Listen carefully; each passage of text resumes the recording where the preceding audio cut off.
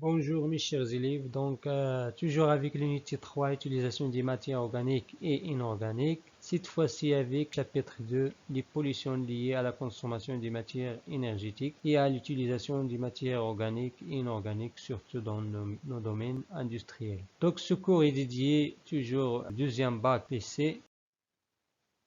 Dans l'introduction, l'accroissement des activités industrielles et agricoles a engendré une pollution étendue à tous les milieux environnementaux.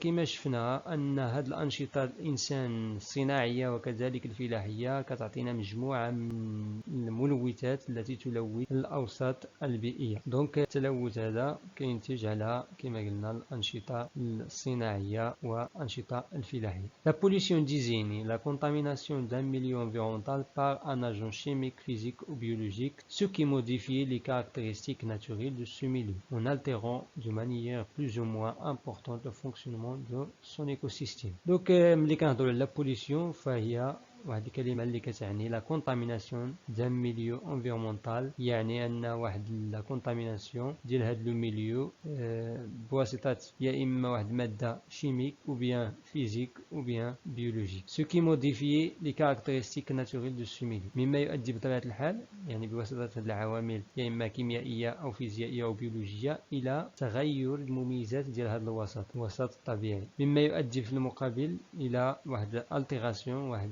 التشوه وتأثير على هذا الفونكسيونمون او العمل ديال ليكوسيستيم في هذا الوسط اللي قلنا كونتاميني بهذا العامل الملوث. والتلوث يمكن ان تكون دونك بلوز او موان امبورطونت حسب درجة التلوث. لي كيسيون كي سو بوز كيل سون لي سورس دو لا بوليسيون. غادي نتعرفوا على اهم مصادر هذه التلوثات الصناعية كذلك الفلاحية، ممكن نزيدوا عليها كذلك بطبيعة الحال المنزلية. et quel impact ont les polluants sur les milieux naturels. ثم شنو هما التأثيرات الناتجة عن هذه الملوثات.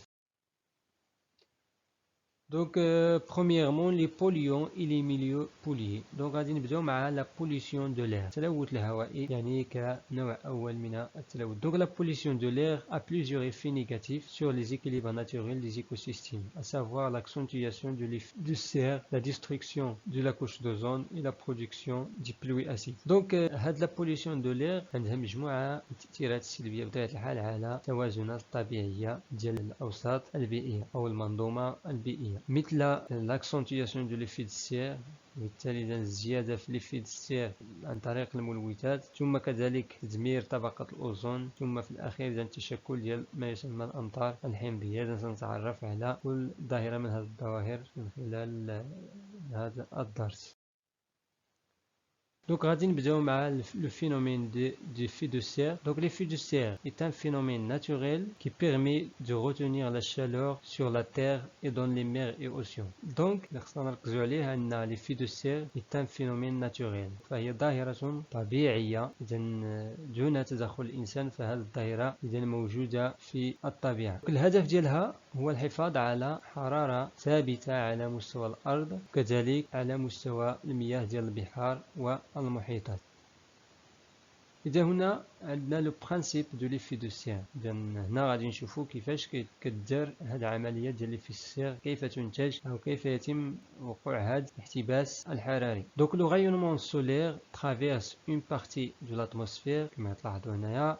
هنا دخول أشعة الشمس تجاه الأرض إلى atteindre la surface de la terre produisant un réchauffement. بعد وصولها إلى سطح الأرض بطبيعة الحال كتعطينا واحد réchauffement ديال الأرض. Une partie de cette chaleur est renvoyée vers l'atmosphère. يعني واحد النسبة مهمة من هذه الشالور يتم إعادتها يعني في اتجاه الفضاء sous forme de rayonnement infrarouge. بطبيعة الحال هناك واحد الجزء يتم انعكاسه اتجاه الفضاء كما قلنا، ثم هناك جزء آخر على شكل أشعة تحت الحمراء يتم انبعاثه من الأرض، ثم جزء من هذه الانفراروج تنعكس على مستوى ما يسمى إذا واحد لاكوش كتشكل على مستوى الهواء بواسطة لي غاز à effet de serre. les gaz à effet de serre هما عبارة عن غازات التي تعمل على إرجاع كمية مهمة من هذه لي غايونمون في اتجاه الأرض، وبالتالي يتم احتباسها في هذه المنطقة، في هذا الغلاف الجوي القريب من الأرض أو طبقة الغلاف الجوي القريبة من الأرض، وبالتالي إذن ارتفاع درجة الحرارة في هذا المكان هذا. Une partie du ce rayonnement infrarouge est piégée par les gaz à effet de serre كما قلنا contenus dans l'atmosphère.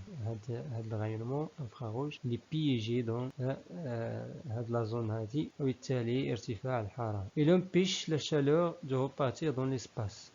كما قلنا ما كيخليش الحرارة، هذه الحرارة هذه المنبعثة من الأرض أنها تخرج يعني في اتجاه الفضاء. L'effet de serre permet à la Terre de se maintenir à une température moyenne de 15 degrés. Donc هذا l'effet de serre كيسمح بالحرارة يعني المتوسطة ديال الأرض في حدود 15 دغري، بالتالي فهي حرارة مناسبة للحياة على سطح الأرض. إذن عكس ذلك si l'effet de serre n'existe pas، يعني نفترض أنه ما عندناش هذه الغازات اللي يعني تحبس هذه الحرارة وبالتالي كتحافظ واحد الحرارة على سطح الأرض، il ferait moins 18 degrés sur Terre. donc تخيلوا معايا أنها الحرارة غادي تنزل حتى لناقص 18 دغري في غياب هذا l'effet de serre. بطبيعة الحال بشكل مستمر ناقص 18 دغري فهي واحد درجة حرارة غير قابلة للحياة بشكل مستدام بطبيعة الحال، يعني ملي غتبقى على سطح الأرض دائمة ناقص 18 دغري دونك ميمكنش يكون واحد الوسط للعيش بالنسبة للكائنات الحية. ce qui rendrait la planète invivable. كما قلنا ستصبح واحد الكوكب يعني غير قابل للعيش في هذه الحرارة جد منخفضة. l'eau serait gelée en permanence. بطبيعة الحال كما تعرفون أهمية الماء في الحياة، دونك هذه درجة الحرارة غادي يكون على شكل جليد وثلوج بشكل مستدام، وبالتالي عدم استفادة من هذه المياه بدون ماء لا وجود للحياة. دونك une planète invivable في هذه الحالة هذه. دونك هنا السؤال المطروح فين كاين المشكل باعتبار ان هذا l'effet de serre ظاهره طبيعيه. دونك سي l'augmentation de la concentration des gaz à effet de serre، من بين هاد لي غاز كاين لا vapeur d'eau البخار ديال الماء دوزو، لو ديوكسيد دو كربون CO2، لو ميثان CH4، لوزون O3، كلوروفلوركربون CFC ايتترا. هادو مجموعه من الغازات اللي كتشكل لنا هاد الطبقه ديال l'effet de serre à cause des activités humaines, notamment la combustion des énergies fossiles qui contribue à l'accentuation de ce phénomène et par conséquence au réchauffement climatique. Donc هاد l'augmentation de la concentration ديال هاد لي غاز ما فين كاين المشكل، يعني هاد لي غاز يعني كنزيدوا عليها الغازات الناتجة عن أنشطة الإنسان، وبالتالي تصبح نسبة هاد الغازات وتركيزها في هاد الطبقة ديال لي فيد سير أكبر فأكبر، وبالتالي كندير واحد l'augmentation و l'accentuation ديال هاد لي فيد سير هاد. دونك عوض ما نبقاو في 15 دغري اللي قلنا طبيعية متوسطة، يعني ممكن نزيدوا في هذا المتوسط بدرجة أو بدرجتين فهي كافية لإحداث خلل توازن طبيعي. بطبيعة الحال قلنا لي زاكتيفيتي هيومين هي اللي كتسبب لنا هاد لوغمونطاسيون ديال التركيز ديال هاد لي الغازات الدافئة أو لي فيد سير. دونك خاصة كتجي من لا كومبيستيون دي زينيرجي فوسيل، دونك احتراق الطاقات الأحفورية، بترول، الشربون، الغاز إلى آخره، يعني اللي كتعطينا خاصة CO2 هو أهم الغازات المسببة لاحتباس الحراري. دونك كما قلنا كي كونتريبي هاد الغازات اللي كتزاد لاكسونتياسيون، يعني كتعمق لينا في هاد الفينومين هادي وكتزيد فيها أكثر فأكثر اللي هي الفينومين دي في دو سير، وكنتيجة لذلك إذا ريشوفمون كليماتيك، إذا نتحدث عن سخونة المناخ أو التغيرات المناخية التي نراها مؤخرا غير طبيعية بالنسبة لنا. يعني كنشوفوا مثلا بعض المناطق فيها الجليد وفيها يعني مناطق رطبة كتكون فيها حرارة مرتفعة. دونك هنا تغيرات مناخية بسبب يعني ارتفاع طفيف درجة أو درجتين فقط أو نصف درجة يمكن أن تحدث مشاكل على سطح الأرض وذوبان الجليد وارتفاع منسوب مياه البحر إلى آخره.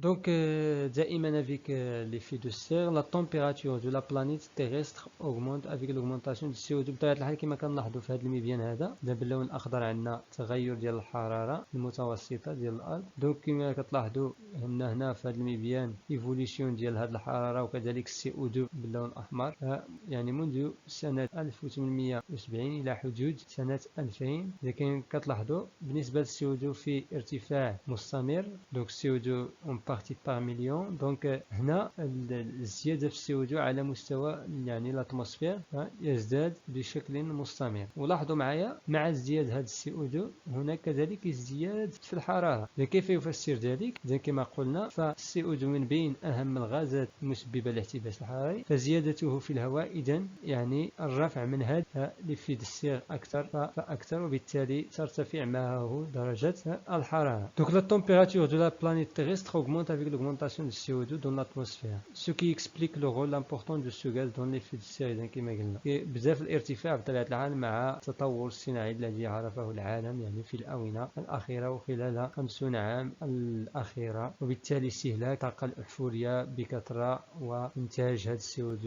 وطرحه في الهواء بشكل كبير. Sachant qu'avec l'augmentation incontrôlée de l'effet de serre on a une augmentation de la température. في المقابل بطبيعة الحال باعتبار أننا لا نتحكم يعني الإنسان ما كياخذش الاحتياطات ويطرح هذا الغاز يعني بشكل كبير في الهواء، فإن الحرارة إذا تزداد بشكل كبير كذلك مع مرور الوقت، مما يؤدي بطبيعة النتائج كما قلنا دي فورت سيشريس. دونك يكون عندنا سنوات الجفاف، تكون عندنا لا فونت دي غلاس يعني ذوبان الجليد، ثم ارتفاع كنتيجة لذلك الارتفاع في منسوب المياه ديال البحار.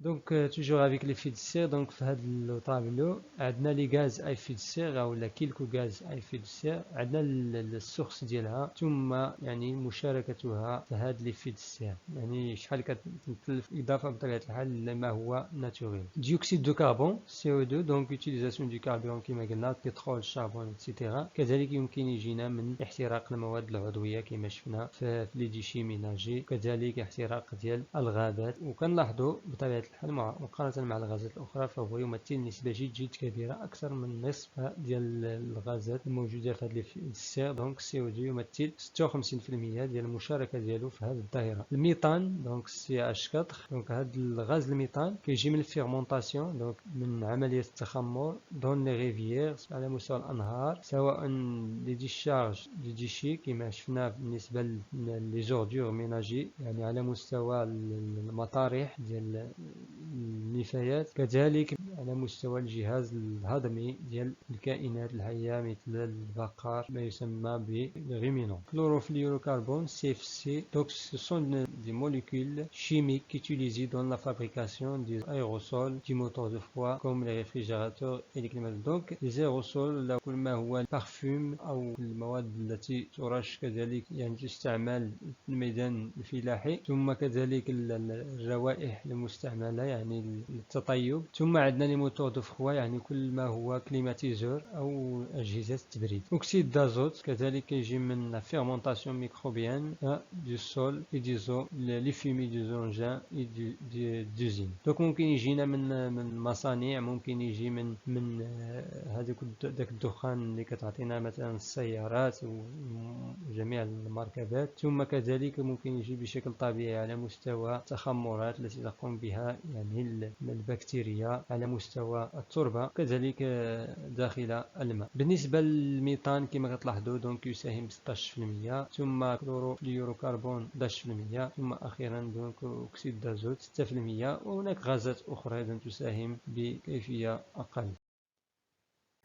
N'oubliez pas de liker, partager et surtout d'abonner.